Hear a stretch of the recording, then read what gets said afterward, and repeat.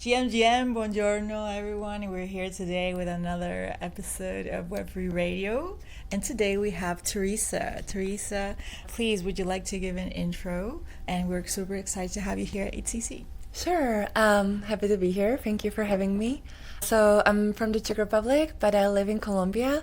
I've been kind of in the Web3 space for now over 3 years. And I am very curious about the intersection of blockchain and real-world impact. And I contribute to a few projects, including Funding the Commons, Crypto Altruist, and ReFi Medellín. Amazing. That's a lot of different projects. I'm super curious to learn more about this in the interview. Now, we'd like to start with a little bit of storytelling. Which was how was your onboarding to Ethereum? What was your aha moment? And how does that reflect into the work that you did today? So, when I was learning about Web3 first, I learned obviously about Bitcoin, and I was working at a PR agency at the time and was hearing all about trading and, it was during the NFT boom. So I learned all about that, but I still wasn't really convinced that was something that I was interested in. When you hear Bitcoin pizza and all that, it's great. You hear all these success stories, communities, but you're still thinking, okay, this is very unidimensional. But that use case wasn't exactly appealing to me. So I was just it's there, it's great, but not really for me. There's nothing I can go explore really if I'm not interested in that. And that's kind of how I saw Web3 for quite a long time, to be honest.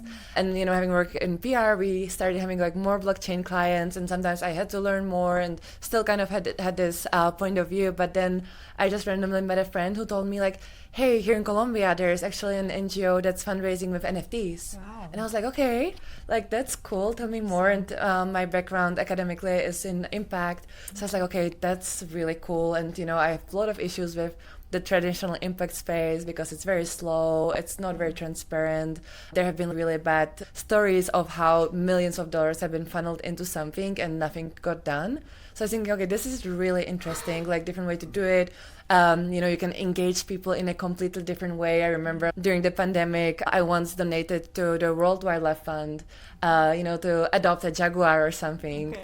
And they sent me an email and I was wow, I don't feel anything, I don't feel connected to the cause. I don't feel I can go and explore the story further. And I was thinking, okay, with NFTs, this can change, right? So I was kind of starting exploring the ecosystem, and I realized that Ethereum is really the space where I think a lot of the real world impact is happening compared to the other ecosystem that I had a chance to explore. So that's why I'm here. And on the NFT side, did you understand what an NFT was at the moment, or were you just curious about the technology? It took a while, honestly. Okay. Everyone had very basic questions in the beginning, right? When you hear about Bitcoin, where does the value come from? Where does that really live? What do you mean, non-fungible? What does that even represent? So it took a while. I think no one really knows everything about Web3, and that's the beauty of it. You can learn something from everyone because we're all coming from these different angles and get to explore things that resonate with us the most, and then we can come together in spaces like these and share the corner that we are in. What made you contribute and work in the public goods sector with all the projects that you're contributing to today? Yeah, I think with my background being in PR, I think my mission as a professional is to make sure that interesting projects or impactful projects have their platform. So seeing that Web3 has all this potential to do things very differently than the traditional impact space, for example, or bring new ways to coordinate better and more transparently and democratize access to finance and participation and all that. I see so many different use cases for the field that I'm passionate about. So, okay, how can we amplify these stories? How can we make sure everyone knows about it? How can we build this kind of infrastructure, information, and culture that everyone outside of Web3 can come in and see, okay, this is really cool, I want to get involved with that. What would you say is the North Star today, something you're really focused on or that makes you stay up at night and you just can't get your mind off of it? Yeah, so I really love working with builders because I think they're the people really bringing these things into the real world. And I think there's so much potential for people like me or like you, that can help them tell the stories because, again, we all have different strengths. And I think in Web3, there's space for everyone. No matter who you are, you can bring some value to it. So I think I can help connect these people to other projects, whether it's different opportunities, whether it's an idea or concept. So that's kind of my North Star, like connecting builders and making sure that they have the tools to succeed and build something impactful in the real world as well. That's perfect. Yeah, it totally resonates fascinated with what you're mentioning. So like there's all of these areas where you can contribute no matter what your skill set is. And in order to move forward and push the space forward, it has to be together, like collaborating. So it's super interesting. In regarding to your role in funding the commons, especially for the audience that is not technical, they might be super interested in listening to your story. What does a day as a community specialist and communication specialist in funding the commons look like? Yeah, so maybe just a little intro. Funding the Commons is a community that tries to advance or aims to advance the public goods funding ecosystem. So basically, that can be things like how do we better allocate capital in the real world? How do we coordinate better? We touch on different things like decentralized identity, privacy, better coordination, impact measurement, all that. We do that through different work streams. I would say some of it is events. So we host conferences, hackathons, residencies, but we also increasingly run real-world pilots to make sure that some of this innovation actually gets into the real world. And as a community lead, my job is to connect with the community, so we do different events. We also do our monthly town halls, which is one really great way to connect with our community globally. I manage our social channels. I also help create some of the narratives that we have for our events. And yeah, we are a really small team. We are just 6. So it's a little bit of everything sometimes. But yeah, my focus is creating the brand story and communicating with our ecosystem. Perfect. So for people to know, how can they join? How can they connect with these town halls? Yeah, so I think our most active channel is Twitter, but we are also on Telegram. We are now increasingly exploring Signal and other platforms, but I would say our Telegram group actually is like the most accessible one, where you can also join and present yourself, ask questions, because I think we're big on being the bridge for the community, because I think sometimes in the Web3 space as well as the public goods funding space, there's so much good happening, but it's really difficult to find it sometimes or find projects that are aligned. So I think that's personally what I see as the biggest value out of funding the commons, like really bringing this community together, making sure that they know each other and can find each other's work and all that. Now, going into the area of ReFi, can you tell us more about your story with ReFi Medellín, and also a brief explanation of what is ReFi for those who might not be familiar with the term yet?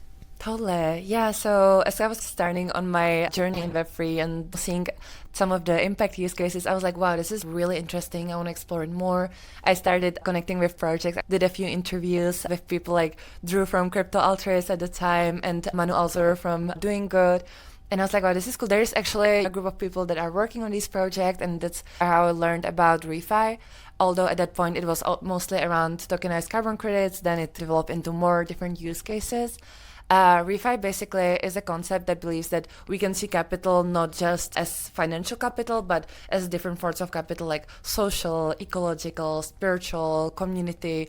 And, we don't have to look at just the transaction that we do, but also how it affects the broader ecosystem, the communities that are inherently affected by our behavior, as well as the planet. So it's kind of a reimagining value in our society and how we can reinvest it in something positive. That's kind of how I would explain it. And kind of all this thinking led me to host like the first ReFi event in Medellín. How long was that ago?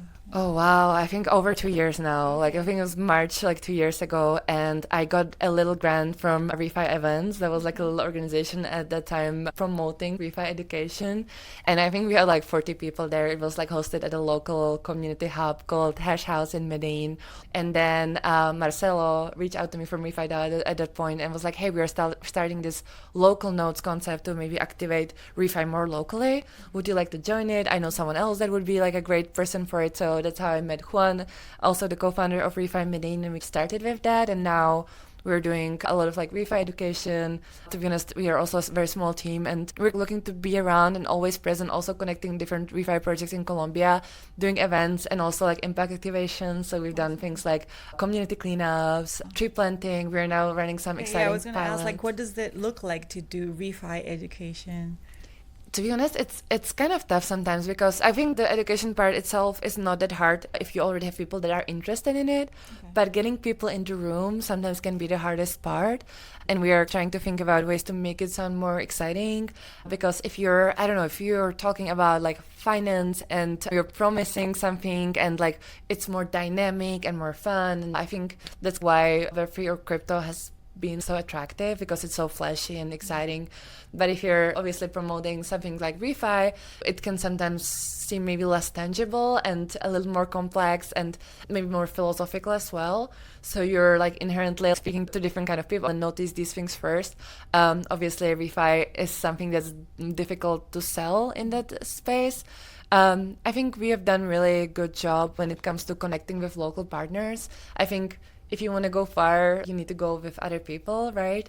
And I think that's been like our big strength, connecting with local organizations and local communities that we can connect with and tap into each other's communities and, you know, host events like that. Awesome.